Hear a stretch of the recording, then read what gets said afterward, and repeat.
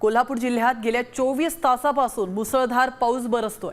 यामुळे कोल्हापूरची पंचगंगा यंदा तिसऱ्यांदा पात्राबाहेर गेली आहे, तर जिल्ह्यातले 30 बंधारे पाण्याखाली गेलेत। पंचगंगा नदीची पाणी पातळी 31 फुटांवरून वाहते।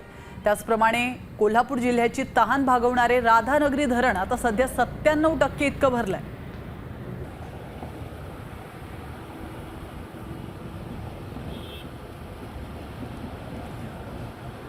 दरम्यान कोल्हापूर जिल्ह्यातील पावसाचा आढावा घेतलाय आमचे प्रतिनिधी रणजित माजगावकर यांनी।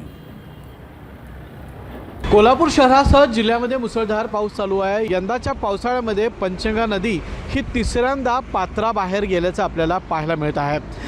सुरुवातीचा जून महिना जरी कोरडा गेला असला तरी जुलै महिन्यामध्ये मुसळधार पाऊस कोल्हापूर जिल्ह्यात पडत आहे। याचा परिणाम कोल्हापूर जिल्ह्यातले जे कॅचमेंट एरिया आहेत, उदाहरणार्थ राधानगरी, गगनबावडा, आजरा, चंदगड या परिसरात मोठा पाऊस पडत असल्यामुळं धरणांच्या पाणी पातळीमध्ये आता वाढ झाल्याचं आपल्याला पाहायला मिळत आहे। कोल्हापूर जिल्ह्यातले 30 बंधारे पाण्याखाली गेलेले आहेत, तर पंचगंगा नदीची पातळी ही 31 फुटांवरून वाहताना आपल्याला दिसत आहे।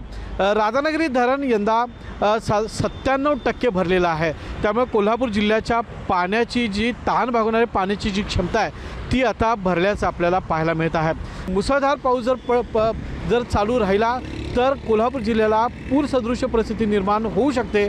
त्यामुळे जिल्हा प्रशासनानं सतर्क राहण्याचे आदेश कोल्हापुरातल्या नागरिकांना दिलेले आहेत। रणजित माजगावकर, साम टीव्ही, कोल्हापूर।